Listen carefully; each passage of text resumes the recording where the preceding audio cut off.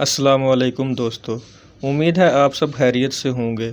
دوستو 14 نومبر 1949 کو گولڑہ شریف کی سرزمین پر جس پرسنالٹی کی ولادت ہوئی، آئیے اس کے بارے میں کچھ جانتے ہیں۔ دوستو اگر آپ نے ہمارا چینل سبسکرائب نہیں کیا تو چینل کو سبسکرائب کر لیں اور بیل آئیکن کے بٹن کو دبا دیں۔ دوستو ہم بات کر رہے ہیں پیر نصیر الدین نصیر رحمۃ اللہ علیہ کی۔ اپنے والد محترم حضرت غلام محی الدین المعروف بڑے لالا جی کے 1997 میں وصال کے بعد مسند سجادگی پر جلوہ فروز ہوئے اور تا دم واپسی اس شان سے مسند نشین رہے کہ جس کی مثال بہت کم ملتی ہے۔ آپ نے حقیقی معنوں میں مسند سجادگی پر بیٹھنے کا تمام تر تقاضوں کو پورا کیا۔ پیر سید نصیر الدین نصیر رحمۃ اللہ علیہ موجودہ دور کے خانقاہی نظام سے مطمئن نہ تھے۔ اس دور میں ماں سوائے چند ایک درگاہوں کے پیر صاحبان اور سجادگان کو بڑی معذرت سے صرف اور صرف اپنے اسلاف کی کمائی کھانے کے علاوہ اور کوئی کام ہی نہیں، بلکہ یوں کہا جائے تو بے جانہ ہوگا کہ محض مال و دولت اور ظاہری شان و شوکت، نمود و نمائش اور اپنی نفری بڑھانے میں ایک دوسرے پر سبقت لے جانے کے لیے اپنی زندگی کے قیمتی لمحات ادھر ادھر کے بے سود کاموں میں صرف کرنے کی وجہ سے تصوف و فقر کے خوبصورت اور دلکش چہرے پر دبیز پردے ڈال رکھے ہیں۔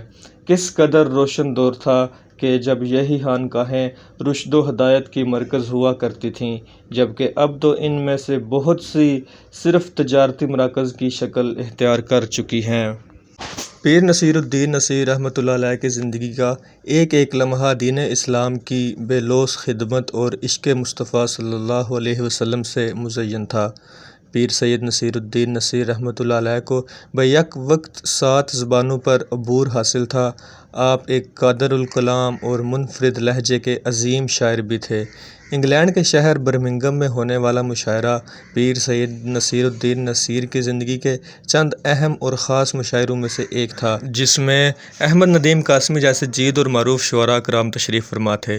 قاسمی صاحب نے اسی موقع پر کہنا تھا کہ قبلہ پیر صاحب جس محفل میں موجود ہوں وہاں پر علم و ادب کے متوالے اسی طرح اکٹھے ہو جاتے ہیں جیسے شمع کے گرد پروانے۔ پاکستان ٹیلی ویژن اور ریڈیو کے زیر اہتمام جشن عید میلاد النبی کے سلسلہ میں نعتیہ مشاعرہ ہو یا یوم عاشوراء کے موقع پر محفل مسالمہ، کوئی پروگرام ایسا نہ تھا جس میں پیر سید نصیر الدین نصیر نے خصوصی طور پر شرکت نہ کی ہو۔ پیر سید نصیر الدین نصیر فارسی زبان کو زیادہ پسند کرتے تھے، شاید اسی لیے کہ ہمارے اسلاف کی زیادہ تر کتابیں فارسی زبان میں تھیں۔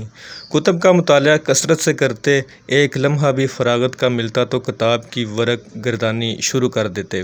قدیم شعراء کرام اور اساتذہ کے دیوان آپ کے زیر مطالعہ رہتے تھے اور ہزاروں شعر ازبر تھے۔ ناظرین، پیر سید نصیر الدین نصیر کی وفات 13 فروری 2009 کو ان کے آبائی گاؤں میں ہوئی۔ ان کو آبائی گاؤں کے قبرستان میں ہی دفن کیا گیا، جہاں ان کے چاہنے والے اور عقیدت مند آج بھی ان کے مزار پر حاضری دیتے ہیں۔ ان کی خدمات اور علم کا سلسلہ آج بھی جاری ہے اور ان کے مریدین ان کی تعلیمات پر عمل پیرا ہیں۔ ناظرین، آپ کو اگر ویڈیو پسند آئی ہو تو ویڈیو کو لائک کر دیں، چینل کو سبسکرائب کر دیں اور بیل آئیکن کے بٹن کو دبا دیں۔ ناظرین، کمنٹ سیکشن میں اپنی قیمتی رائے کا اظہار ضرور کریں۔ السلام علیکم۔